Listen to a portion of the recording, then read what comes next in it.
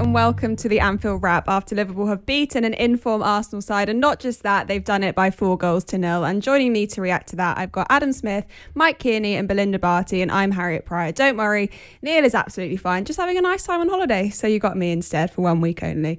Adam, I'll come to you first. I felt like that was just what we needed after a bit of a disappointing few games before the international break. It was what we needed to pick us back up and get us back on track, wasn't it?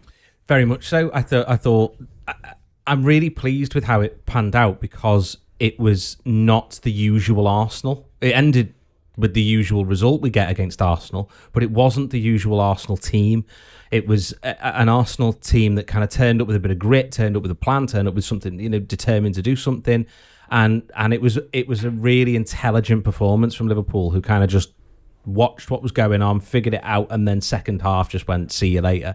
So it was exactly what we needed in kind of every sense of the word. Like if just the usual Arsenal had turned up and rolled over, I'd maybe be sitting here kind of thinking, I don't know what we've learned from that match. But because it wasn't, I do feel like it's displayed a kind of a grit that we've needed to see from Liverpool, especially on the back of the disappointing result and performance against West Ham. Yeah, definitely, Mike. It was 5:30. It was Saturday. It was under the lights at Anfield because it's so dark now, like 4 o'clock in the afternoon. So it felt like a perfect atmosphere, but it also felt like one that could have been a bit of a banana slip and we could have gone wrong, but it just didn't end that way at all. No, to be honest, the start sort of threw it a bit because it was all set up to be really like a European night essentially. We're in it with under the lights and all the usual stuff around that, and it's normally like bouncing, but it took a while to get going, and then we all know what happened to make it get going, which was the little bit of a spat on the touchline, and then once that happened, I never felt we were going to lose. Weirdly, watching the game, I was,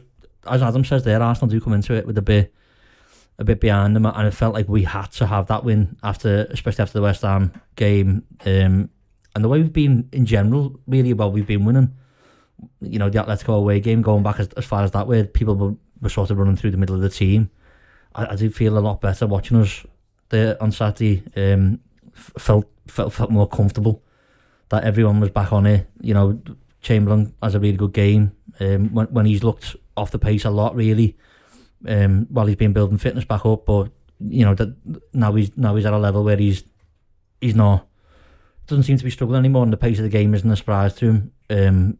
Look, that's only me saying it, and maybe I'm wrong. That's just my opinion, but he looked a lot better, and a lot. That was probably symptomatic of our whole team. Fabinho was in, the whole midfield was brilliant, but everyone just seems a lot more sure. Pep Linder was up really from like 15 minutes onwards, pointing and shouting, and you sort of got the feeling that it wasn't quite happening the way we wanted it to, but say once we start, there was no stopping us there, and it's sort of, if you're an Arsenal fan, you'd be a little bit disappointed there that your bubble's being burst after your good form.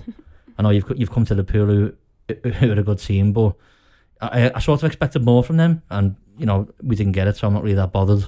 But yeah, we were. I thought we were outstanding. Yeah, I mean, Mike referenced the sort of slower start and first phase of the game there, Belinder. The first 30, let's just reflect on that a little bit. I think before in previous games, we've come out really thick and fast, and then we've really struggled the last sort of phase before half-time, and then we've come out and not been able to pick it back up. Do you think that was more of a tactical decision to just sort of slow it down in that first 30 and see what the pace of the game was like, or do you think that was us being a little bit sluggish and a little bit slow out the blocks? I think it's hard to say. I feel as though we press the way we've sort of pressed in sort of 19-20 and 18-19, but more so in sort of 20 to 25 minute bursts this season, and then we fall off. But yeah, like you said, it was different this year. We didn't come out fast off the traps. We let them sort of settle into the game, and in the end it worked in our favour, because I think Klopp said in the post-match interview that their best phases come just before at the end of the first half, and that's when we really picked up and sort of went into half-time with that lead. So yeah. Were you concerned in the first 30 minutes, or just felt like we'd pick it up eventually? No, because I know we can score goals. So I thought even if we did concede in that first sort of 20-25 minutes, I knew we would still come out like fighting and under the lights, like you said. it took something to turn that crowd up, I reckon. So even if it was Arteta in this case, but it could have just been a goal going in against us, or a decision against us. So yeah, no, not too concerned. Yeah, Adam, that Arteta moment, you were in the ground on Saturday, it did change everything, didn't it? And it's a bit mad that something that didn't actually happen on the pitch had such a big impact on the game. I felt like it lifted the atmosphere in Anfield, but it also seemed to really light a fire in the team, in the manager. Do you feel like that was a turning point in the game? Yes and no. I think it's maybe been slightly exaggerated since the match, that people sort of saying, maybe that we wouldn't have won if it hadn't happened and all that sort of thing. It always felt to me in the first half like we were threatening and never threatened. That's sort of how it felt in the ground to me. But that maybe it just needed something, but it could have been a bad tackle. It could have been any number of things that would have got the crowd up. It just so happened that little Evertonian knobhead decided to play the big I am, and he got the just rewards that sort of come alongside that. He, for whatever reason, and it's interesting that after the match, Klopp sort of said, it was a nothing tackle, which it was. That just two players went up for the ball, neither of them won it. It just sort of petered into nothing, and the Arsenal bench decided to go mad for it. And Klopp was sort of saying, "What are you whinging about?" Obviously, he said that in a more provocative manner than perhaps I've just said it there. But and then Arteta decided to lose his head, and that did gear everybody up a little bit. It did get everybody riled. I wasn't worried before that moment. I did think that something would happen that would allow us to kind of kick on, but God bless the little Lego head for doing it for us, I guess. I'll come back to you on this because I think there's been a few comments around the atmosphere at Anfield this season, and maybe it hasn't been. Everyone's just felt a little bit nervous, maybe, or it's been a bit of apprehension within the team and in the stands. Have you felt like that, or do you think it's been as normal? I'll be honest. I mean, it's so I have to be fair here and say that I've only been to two games, which was the Arsenal game and the City game. So I've not done too bad at the games that I've been to be fair. But obviously, in both of those games, they've got their own sort of thing around them that means that it's difficult to talk about the atmosphere, really. But I think I just feel like this season, there still is a little bit of a question mark over Liverpool for me. There's Chelsea, even with the win, we're still 4 points behind Chelsea, which is a gap, and they have looked very good, even if I'm not totally convinced that the underlying numbers are there to sustain them over the course of a season, but they've looked very good. So when you're 4 points off the top, you've dropped points to West Ham, to Brighton, you've dropped points from winning positions as well against a lot of teams. I think it makes sense that there will be parts of the crowd that are maybe a little bit unsure what this season's going to turn into, because it could turn into a title challenge, or it could turn into another sort of race for the top four. Because let's not forget, we weren't guaranteed top four last season. It feels stupid to say it now when we finished third in the manner that we did, but actually the fact that it was still open on the last day of the season, whether we were going to get top four or not, means that it was never guaranteed. So last season was a real kind of fall back down to earth, I guess, and we can talk all we want about the mitigating circumstances around the defensive problems, etc., but we feel like we've had similar issues this season with the midfield. So I think there are chunks of the crowd that are maybe a little bit wary perhaps of what it's going to be. So it's difficult to, I feel maybe some people feel like it's difficult to get right behind the team in a kind of weird, we're going to take on the challenge. I think there's a reason that the Reds have got no money but we're going to win the league song has kind of taken off in the way it has, because it sort of does tell the story of we aren't as rich as the other teams. We haven't got the squads that the other team has got. Everybody wet the bed over what the bench looked like, when the team news came out and stuff on Saturday. There's a lot of who? Sorry? Who's that? Yeah, well, exactly. Yeah, loads of those sorts of conversations. And so there was a bit of a sort of, we haven't got the squad that those other teams have got. Are we going to be able to do it? So I think there's a sort of, I might be, that might just be me talking absolute nonsense and a load of COD psychology, but it just feels like there's a bit of a, we don't quite know where this season's going to be yet, so we don't quite know what the atmosphere is supposed to be. I guess that's the only thing I can think of why, because it's a brilliant team doing brilliant stuff, but it's difficult to get really excited in a cup, because if we were 4 points clear like Chelsea and the match played out exactly as it did, I think it would have been a totally different atmosphere on Saturday, because there would have been a clearly defined, this is what we're doing this season kind of thing going on. I kind of agree. I think we all know what we want to do is win the league again. I think there's question marks still around whether we can go on a sort of sustained run. I personally think we probably can if we play anything like we did at the weekend, and we can do that over a period of sort of 10 games. I think, Mike, it's fair to say that no team, especially in that top four, is going to go unbeaten or go on these really long runs without dropping points, because we've seen already how Chelsea have dropped points, how City have dropped points. I think that's just the nature of the league this season, and it's not going to be one that's a high 90-point season like we've seen in the last few years, but it will just be a kind of normal season, I suppose. I think you're hinting on it there by saying normal season. It's not been the nature of the league for us and City to have done what we've done in title winning seasons, and us in our case to do 97 in a season you don't win the league and still go and win a European Cup after it. That's not normal. You know, this is extraordinary levels of just consistency with brilliance over the season that we've seen.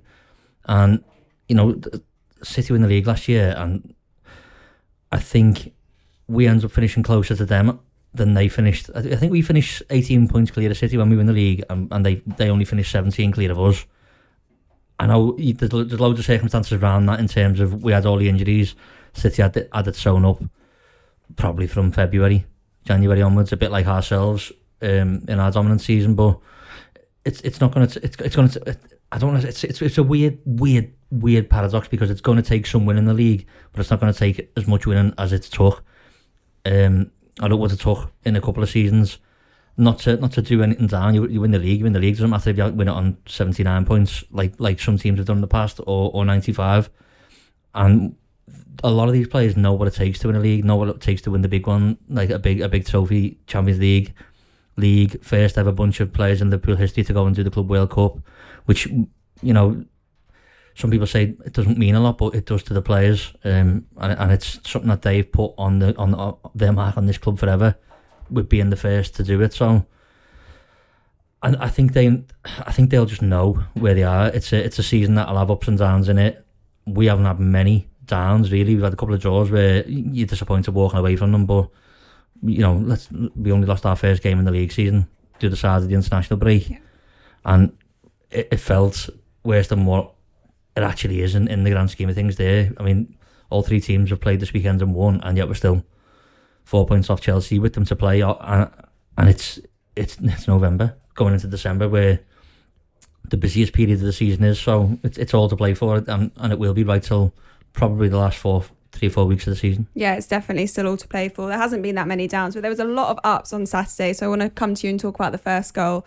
That Trent assist was absolutely incredible. I thought that Trent in general had a really, really good great game. He was such a creative force. TAA, what's his great Instagram caption at the weekend? TAA, how may I assist you? So, you know, I thought he had a really great game, but that first goal in particular, he just puts it on a plate for Mane, doesn't he?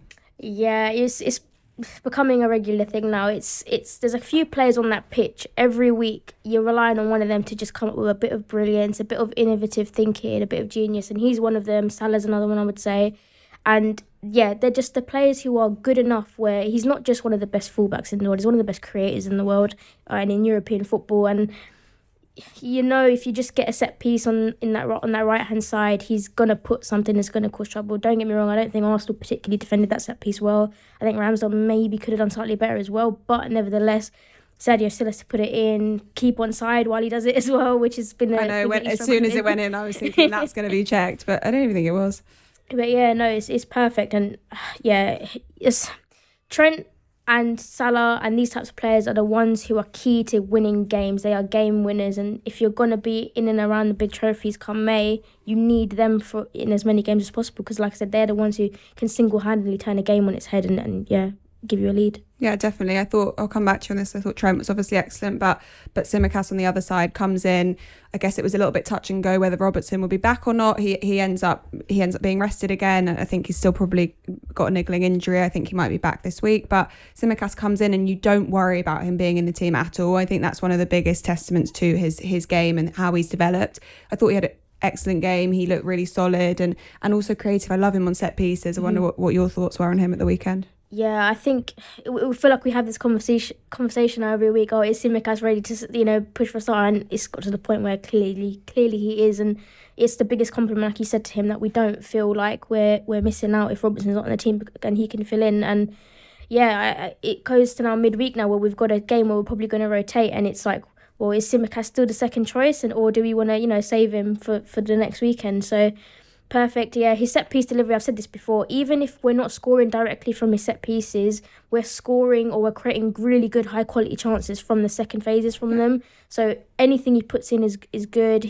I think it was the game before West Ham, like he could have had a hat-trick of assists that game as well, even though no, not West Ham, sorry, that was Robertson playing game for Brighton. Was it Brighton? Anyway, he's clearly creating a lot of chances, and I would help you out, but my memory's not like that. No, there was one game. I probably could remember if I haven't been awake for the last 5 hours. Tsimikas good. Yeah. Analysis. Is he pushing for a start for you, Adam? Yes, for me, yes. I think there's a funny thing, isn't there, I think, in the Liverpool fan base, and I guess across football in general, where if you say a player is underperforming, it means you think they're rubbish.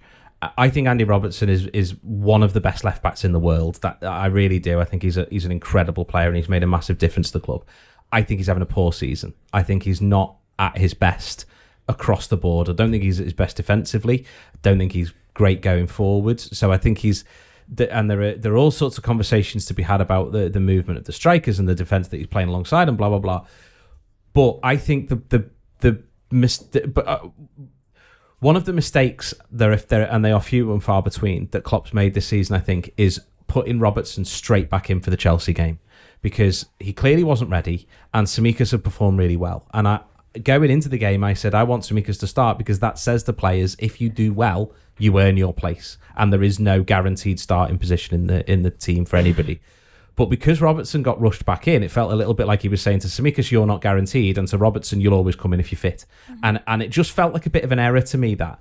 And going into this with question marks around Robertson's fitness, I really wanted Tsimikas to start even if Robertson was on the bench. I'm glad he did, and I'm glad he performed to the level that he did, because it just says to the manager, you don't need to pick Robertson every single time. Give the lad a rest. He's played and it's not just that he's played non-stop football for like 4 years or whatever it is because of what he does for Scotland as well, but it's what he does for us. He is, the fullbacks have to do a workload that is insane in terms of constant shuttles up and down, up all the time. That is exhausting for players, regardless of how fit they are. So for me, I was thinking I would like Robertson to just get a couple of weeks off, and this is the perfect time to do it. Now you put Tsimikas in again against Porto, as we'll talk about later, and then maybe even again in the next league game, and just give Robertson a chance. And then Tsimikas will be overplayed, and we'll be saying, "Where's Robertson?" Yeah, but that's fine, because that's the point at which to bring Robertson back in, and you go, right, you've had a proper rest. So I can't think that Robertson feels like he's had a proper rest for about 5 years, because he's just non-stop for club and country. He carries such a load for his country as well. He's not just playing; he's captaining the squad. He's got such a big role that he feels like he always needs to be playing for them. He can't ever have a rest when he's on international break. 100%.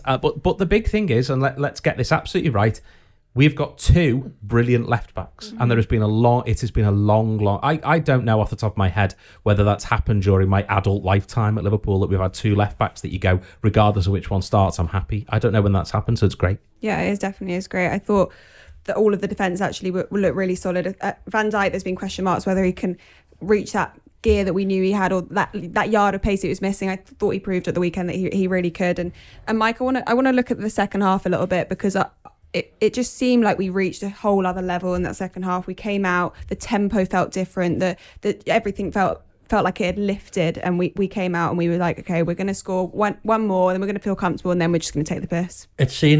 We've seen it a lot, haven't we, with Liverpool world class being here. We've got in at half time, and the players have been shown things, and then the next minute they're out, and it's like almost to a T. We followed the plan, and it was there, and we take the lead against Arsenal in the first half, and it's generally fine after half an hour in. We start playing a lot better, and it's like we make some decent chances. Ramsdale makes a few good saves, doesn't he? But second half we come out, and we know where the pressure points are, and we hit on them, and they just can't deal with it.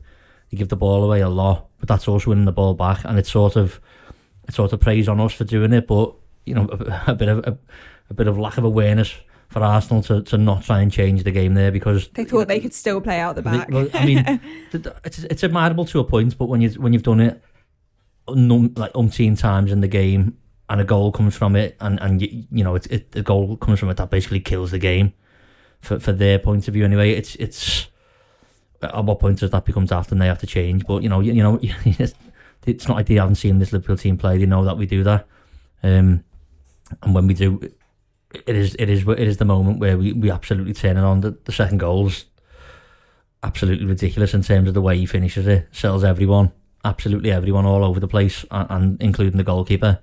It was weird because he's all right. He's all right. He makes some really good saves, but he could do better, as Belinder said before, for Mane's first, you'd say. I mean, he gets a hand to it, I think, doesn't he? And sometimes it might be a bit lazy to say if a goalie gets a hand to it, he should be doing better, but it's not a full extent. You know, it's quite close to his body. So I think if I was a goalkeeper conceding like that, he'd be disappointed. But if Alisson had conceded it, we would have been disappointed. Yeah, of course, yeah. And you know, it's. I don't know where they go from there really, because once you go 2-0 down to Liverpool, who are in the mood and who are not going to give up, because you know all the things that we said Saturday night under the lights, everyone's in the mood for it now. You know, it was a massive second half for us. Really good performances all around the pitch again, without it being like our best ever. But it was just really good to see absolutely everyone who was on the pitch and who came on the pitch keep the level and not just like, oh, we've got this game won. Relax. We there was none of that. Even though we make a couple of subs and you know get good minutes into Thiago and stuff like that. But yeah. I just sometimes you win a game, don't you? And you can say, oh, we didn't really see much of him there, or you know, we didn't really need to see much of such and such. But I think everyone, to a man, really played the part, and that's what always happens in a good Liverpool performance. Yeah, we won the ball back 17 times through our press. I think that's the most this season. Do you think, Mike, that had more to do with them and the opposition and the style they played? I thought they came to frustrate, but ultimately they couldn't play out the back. They couldn't deal with our intensity. Or do you think that on the day our pressing and our intensity was too much for them to handle? It's probably a bit of both, isn't it? Somewhere in the middle. I just can't escape the point that if you said 17 times there, at what point on like the 12th time do you think, oh, we just carry on doing this then? We just carry on doing this, shall we? A lot of times Ramsdale was trying to get them up the pitch, and the defenders weren't really moving for him. No. To be fair, they've been all right, haven't they? And that's, we said before, half joking, they were coming into this game in the best form they've been in for, as far as I'm aware, as Arsenal for a long while, really. And they missed Kearney. He's not playing Kearney, is he? At left back, he's playing. I don't know how to pronounce his name. Tavares. Left back, and he's fairly young, I'd say, and he's up against Mo Salah. That's not easy, is it? And I would be thinking, I know my manager wants me to play out from the back here, but if he's anywhere near me, this is getting launched. So I mean, he does all right, doesn't he? But he gives a goal away, and you know. I just said before, what do you expect against Liverpool? You're going to get pressed. You've got, as I said, Mo on one wing, Salah on the other. You know, Jota's a really good goal scorer, and our midfield was on song. So you sort of got to play a game as you see it, and maybe they should have changed their outlook, but maybe they couldn't because we were just too good in the day. We were too good, especially in that second half. Our pressing was exceptional. Our midfield, also Belinder, was exceptional. A huge occasion for Oxlade-Chamberlain playing against his former side. Thought he had an excellent game. Do you think he's a player that consistency is just so important for? If he's one that continues to get game time and continues to develop, can he reach a level we haven't seen? Can he build the consistency that we've had so many question marks around? I think the key thing with Ox is just getting to the level that was sort of 17, 18 before his injury, and that's all we ever really need from him, because the reality is we do have I think it's 8 or 7 midfielders, and a lot of them are ahead of him in the pecking order, but we will continue, I think, to keep getting injuries this season. It'll be a revolving door, and it's just going to be the case of if someone's out injured, someone can come in and do an adequate job. And Ox said it himself a few weeks ago, he's a rhythm player. He needs rhythm, he needs minutes, and he's proving that. I thought his Atletico Madrid performance was superb, and yesterday again, or this weekend again. I think his best thing about his game, which I don't think most of our other centre midfielders have, is his sort of turnover. And what I mean by that is he's playing that right-sided centre midfield role, which is the most advanced of the three. Just take the ball, turn and run through players, over players, under players. I don't care. Just get that ball into the final third, and even if it means you just get a pop shot away at the end, or you manage to just get it to Salah's feet or something, and he can get a shot away. That's our most efficient way of just keeping that intensity high. And when you have Thiago and Fabinho, who are just ever so slightly behind him, that gives you the foundation. And that's the thing for me with them two, or even if Henderson's the man. I'll hold my hands up and say I thought when I seen the team sheet, I wished Henderson had made it. And that's just me. But Chamberlain goes and does a really good performance. But with any of Fabinho, Henderson, Thiago as a two in the midfield, I think we all feel a bit more confident then of having. At the start of the season, it was Elliott, wasn't it? But I think that's the massive point, that we've got a bit of stability back in the midfield, and Fabinho was tremendous. Yeah, I think even if it's Henderson at number 6, like, it's fine. But even defensively, Ox did his thing again. Like, there's at least 2 times I think he gets back in the box, and he's the defender in the box. He gets the clearance away while Van Dijk was pulled out to left back. And I just think that's superb, because a couple of times this season, our right-hand side centre midfielder has been criticised for sort of leaving Trent alone in defending in the box. I think Brentford comes to mind, AC Milan for their goals, Atletico, Keita, Henderson. So, yeah. Brighton. Yeah, so exactly. So just to see that energy from him, it's probably one of... Actually, yeah, I'll even go and say it's probably one of the best centre midfield performers we've seen this season from any of our midfielders. And that's all credit to Ox. And like I said, long may it continue. He clearly needs rhythm, so let's just hope it keeps going. Yeah, you talked about the players not being exposed there. I didn't feel like at any point Trent was overly exposed, Tsimikas was overly exposed. I think a lot of that has to do with how Fabinho played and the fact that he just manages to sweep up everything that comes his way. And even when he is the last man standing, you're never concerned, because he's there and you know he's going to deal with it. How good was his game on Saturday? Yeah, and they played a lot of attackers as well. I think Lacazette, Aubameyang, Saka, Emil Smith-Rowe, not many teams come to Anfield and play that many forward players. So, there's that one moment, right, where Fabinho just, like, on the halfway line slams through. I can't remember who it was exactly, but that was just brilliant. Like, you just love to see that. That was me sitting on my sofa, like, fist bumping the crowd, like getting. But, Fabinho has been immense. Again, one of his best performances. I think, again, he's another rhythm sort of player, and it's not that he's bad or anything like that, but it's just when he comes back from injury, he needs a game or two just to get up to speed. And him and Thiago now are unbeaten in 11 or 10, and they've won 10 of those or 9 of those. So, yeah, that's just an unreal sort of partnership. And, yeah, I have a feeling that if we're going to do anything big this season, so, Champions League or Premier League, Thiago and Fabinho that particularly are going to be key to that sort of success. And Thiago's been involved in a lot of championship winning teams, Barcelona, Bayern Munich, but he will never be as important to a championship winning team if we do something this season than he would have been in his career, because those teams our team's full of stars as well, but just sort of the difference he brings.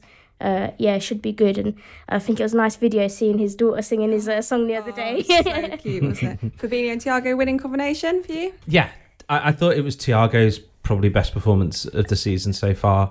Not that he's had many, but I think he was excellent. I think that what the midfield needs is that balance, really, isn't it? And because Thiago, I think, needs to feel like he's got the freedom to sort of try things and know there's somebody behind him that's gonna sweep up, rather than him being the kind of deepest player. And I think Oxlade-Chamberlain, I have to say, I've been a bit of an Oxlade-Chamberlain skeptic at times this season. I think maybe most people have. Yeah, and I was chatting to a guy in the Annie Road before the match and saying that because it was Arsenal, it felt like it was going to go one or two ways for Oxlade-Chamberlain. He was going to try too hard and we'll have another result of performance, or he's going to really put in a cracker. And really early on, he gave the ball away really simply, basically under no pressure. And I was thinking, oh no, it's going to be one of those try too hard performances. But he let that go, which I think he hasn't done as well of in the past. I think when he's made that sort of mistake, you've seen it haunt him almost. So it was really good to see him put in a properly good performance, but alongside a midfield who he knows he can trust to do the job, so he can do the sort of job that he's been given, and he knows that if he does give the ball away a little bit, that there'll be somebody there to sweep up for him and all that. So yeah, it was a really good midfield performance, which was nice, because when you have that, it means the defence can relax a little bit, and it means the attackers are going to get on the ball because the midfield's going to get it to them, and that's literally what we saw, because all 4 attackers scored, so you can't complain about that. All 4 attackers did score, Mike. We haven't really touched on the goals yet in the second half. Let's talk about that first Jota goal. when you're sitting in the stands, you kind of think it's inevitable. And I think Ben Jono was on the post-match show and saying you can literally see happiness coming towards you, and that's really rare because you know it's going to happen. But he actually, when he gets given the ball, I think Tavares gave it away for Arsenal, but he has a lot of work to do when he gets it, and he has to decide really quickly what he's going to do, what his move is. Is he going to take the shot at the first go, or is he going to take a bit more time? He takes a little bit more time. He leaves 2 players on the floor and the goalkeeper. It was exceptional. A lot of players panic there when they see the goalkeeper coming, as well as once the 2 defenders is a different story. And but someone that can actually come and take this with his hands away from you right now, someone might panic and just hit the shot dead quick, or the keeper's on me, I'll hit it, or try and dink him. But he actually, there's the speed of thought for him just to go, I'll throw it out so it looks like I'm going to shoot here, and he'll go, and then he just took it from there and walked it round him. And we all think in the stand, don't we? Yeah, obviously that's what you should have done, because that's the most obvious thing. Oh yeah, obviously we could do that. If we were on there, we'd have been fine. I know I'd have probably hit it well earlier than him. I might have just hit it when he faked and done the keeper. I think a lot of strikers would have hit it. Might have scored, because he is where he is on the pitch, but to have the presence of mind just to walk it round and really while just in a pressure moment in the elite sports is that's where it's like they're playing at a different speed. It's happening at normal speed, but they're seeing it at a slower speed to be able to do something like that.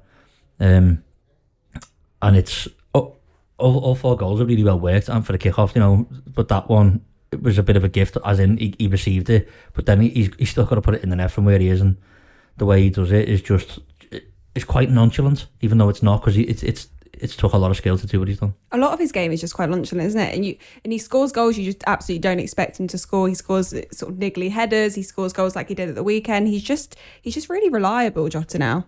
Yeah, the headers thing for me has probably been the biggest surprise for a lot of teams since he's come from Wolves. He didn't really score loads of goals for Wolves, but everything we do in terms of the transfer business, we always try and do it on a scalable thing, don't we? Can we bring him into our team and maybe the goals will go up? And they always have worked really over the past couple of years anyway in the forward line. Salah's come in and done what he's done. Mane's come in from Southampton, where he's got a couple of seasons where he'd scored double digits. But all the numbers have been scalable. But for a man who's probably about 5'8", 5'7", something like that, he's beaten the likes of Ben Mee in the air earlier in the season for a goal against Burnley. His movement's superb, and him and Firmino are different players, full stop.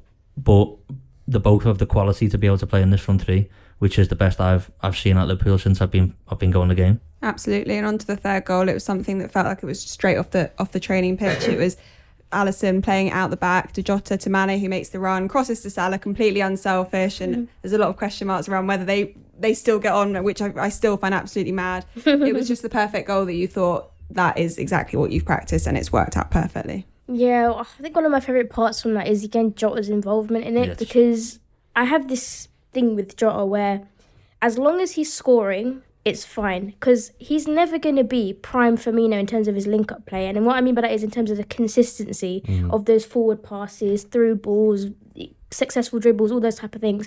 But in that goal, that header that he does for that through ball, the weight on it, how he gets that strength, I don't know.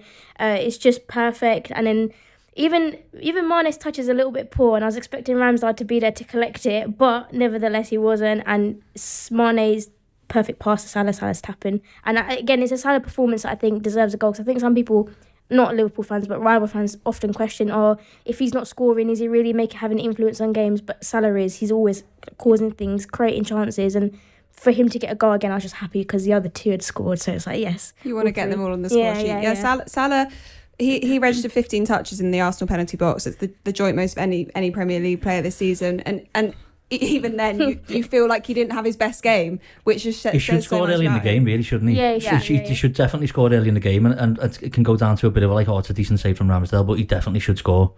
But he's phenomenal, isn't he?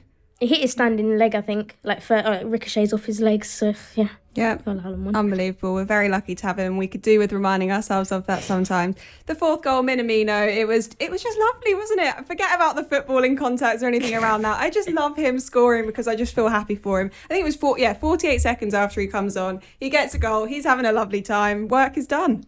I really like him. He's a player I really like. Is Minamino, and I want he's one of those players I really want to succeed. He just seems like a nice guy, and I'm not based on anything. I don't think I've even seen so much of an interview about him. He just seems like he's a lovely fella to look at. He's got a little smile on his face. He always seems happy. He just seems nice, and there's always that thing, isn't there, from the title party where he's sort of out on his own in the corner, and I think Henderson goes over and gets him and brings him into it all, which is really nice.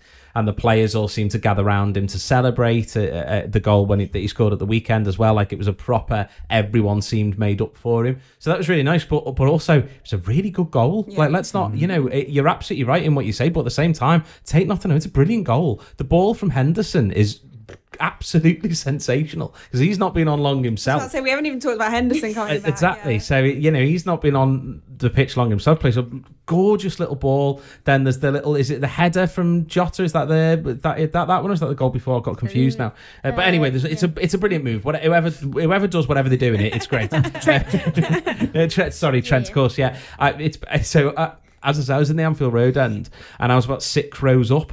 And I don't know whether it was the fact that I was at the end of the pitch, the fact I was so close to the pitch, or just my MS. I had no depth perception at all watching the match. So I just had no clue what was going on most of the time until I saw everybody else celebrating. I was like, oh, it scored, great. So it was only when I watched the goals afterwards that I had some clue of what I'd witnessed in the ground. So all of the goals have kind of blurred into one a little bit, but no, it was really, really lovely move. Great for him, great for all of the attackers to get on the score sheet. And in terms of problems for the manager to have, that is very much in the, oh dear, my diamond shoes are too tight category of all of our attackers are playing really well, and scoring goals. Well, we're going to need that, aren't we? Because especially, we don't like to talk about it too much, but the context around AFCON, we still don't know what's happening there. We're going to need players who can come on, even off the bench, and make a difference. And maybe if Minamino keeps getting these minutes and keeps proving that he can come on and make an impact, he'll be one of those that gets a chance. Yeah. Yeah. I like that. Just agree with what you're saying. I thought there was a lot of conversation before the game, Mike, around their young talent, Smith Rowe, Saka. We didn't really even see them in the game, did we? Not an awful lot, no. It's a bit. So I sit quite low down, like Adam says, and your depth perception sometimes is a bit mad. But I couldn't work out what shape you were playing. Was it would he play in a flat? Was it a 4? Because a lot of times, they were standing quite high on the fullbacks. And I was thinking, well, that's either going to work really well for you, or it's going to turn out the way it ends up turning out. Still getting lots of space, and gets 2 assists, one's from a set piece. But I was expecting them to have a bit more about them, because they have been all right. Saka's really good. Before the game starts, I was thinking to myself, Man City spent 100 million quid on Grealish over the summer. I don't reckon there'd been that much more to get probably Saka and Smith Rowe from Arsenal and just bully them, because they're not in the Champions League. Yada, all that stuff. And as the season's gone on, I think Smith Rowe probably sounds like he wants to stay at Arsenal for as long as they'll have him, sort of thing, because it's his club and that. And, yeah.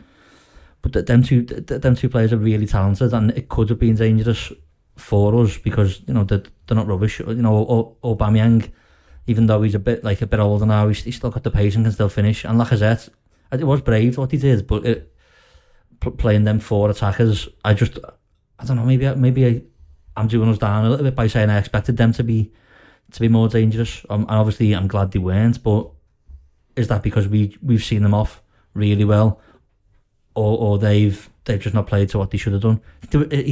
Smith Rowe nicks the offside, so Lacazette walks a goal in, that's offside, and that comes from Smith Rowe nicking it, doesn't it, I think? And that's probably the only thing that's jumping out to me of any moments of real, that was clever, that was good play, but it was offside, so it doesn't count. So they are decent, and they will be very good players, them two going forward. But we as evidenced by our bench, we've got lots and lots of young players coming through. Harvey Elliott, who started the season, who we are missing because of the way he started the season. Hopefully he'll be back not too long in the future. We've seen how well it can develop a team. So maybe that's the way they're going now. Saka and Smith Rowe are going to get more and more experience and have a couple of 100 games in before they're 23, which is experience you can't buy. Yeah, our game plan just worked, and I think that you talk about they came in the game plan to frustrate, to play attacking football, to have four attackers on the pitch, but they couldn't do that because we were so dominant. I think what really struck me at the weekend is all of our team, and especially in that midfield and that forward section, they all knew when to move and when to go and then when to hang back, and that just made it really dominant and made sure that we were on the front foot. There we go, throughout. Yeah, I mean, I didn't work out what exactly the trigger was for the press, because I just think it was press. Yeah. And that's what we're best at. When this team is like, not fatigued, they're all 100% fit, and you've got a fresh team out there, we are arguably one of the best pressing teams in Europe. And it's why I think we can do quite well in the Champions League, because if English teams like Arsenal can't, compete with it, how are European teams going to compete with it when these teams play in slower leagues generally? I know that's a bit of a generalisation, but go with it. So yeah, I just think when we're good, we're going to be really good at this season, because our pressing is still our identity, and we've actually got really good football players who are good at kicking the ball about, which helps. And there'll be times where we drop points and there'll be blips in results, and I think that will be because of injuries and things like that. But there's enough in this team where we're going to have great moments this season, and we've got it. My mentality is enjoy those moments, because last year got so bad, for one point in the season. So just enjoy the best moments. And I think we'll know, but in the next 2 months, right, by the end of Jan, the contenders from the pretenders. I've written that one down in terms of the title race. And we'll know our reality in terms of, I think yesterday's or the weekend's results solidified to me what the top three is like, and how far away they really are from the rest of the league. It's sort of like the 5-0 with Man United as well. And I know we dropped points to West Ham, but the way the performances went. So yeah, this was the perfect opportunity to sort of just get this good Christmas run started, because we usually do well in December with Klopp. So that should hopefully, be the same this season. And then, let's see how long that can take us, and after AFCON as well. Yeah, I agree. Enjoy the good moments, and that was a very good moment. Another good moment at the weekend was Tyler Morton making his Premier League debut. It's always interesting to me when you have these players on the bench and they actually end up coming on and making a bit of a name for themselves. Do you think that he's going to get more game time this season? Yeah, possibly. I think I always love it when something happens that means the internet cry arses look stupid. When the team news came out, there were a lot of people, who were kind of whinging about the state of our bench, and oh God, look at our bench, no one there, blah blah blah. And it's really interesting that we'd all wax lyrical about Arsenal's youth players, but when we've got youth players, it's like, well, they're not good enough. There's a dismissal of them, and I think Tyler Morton has looked really good. I thought he looked really good when he came on in the cup game. I thought he's every time I've seen him, I think he's looked a really neat and tidy player, which sometimes is just exactly what you need in midfield. So I was delighted for him. I was really pleased for everybody who's worked at the academy and stuff, getting to see it happen. But also it's just nice when that is exactly when the manager should be using players like him, when you're 4-0 up in a game, and even if he makes a mistake, it's not going to be catastrophic. It's lovely to see that kind of thing play out. I think personally, right now, if you ask me, I would say yes. I think he's got a bright future at the club, because I think he looks a really nice player. But it's just, I just want us to start being a little bit more positive about our own prospects that are there. Loads of young talent coming through. Exactly. You don't have to be Harvey Elliott to be, a player that you go, yeah, he's decent. He's a good player. And if he was at another Premier League club, would we be looking and going, why haven't we got a Tyler Morton coming through? Well, we have. So let's celebrate that. Let's celebrate those players who get to come on and look decent. And he did. I thought he didn't put a foot wrong, really. Klopp is also excellent at making young players feel like they're part of the team, and I love that photo of him giving him a big hug before he went on. He's just great at making everyone feel like they're part of it, and hopefully he might get a start against Porto. We'll see. I could go on about this forever, but I feel like we need to move on and have a little bit of chat about the Porto game. But if you want loads more on the Arsenal game, the review, we go much into more tactical analysis than I probably ever can.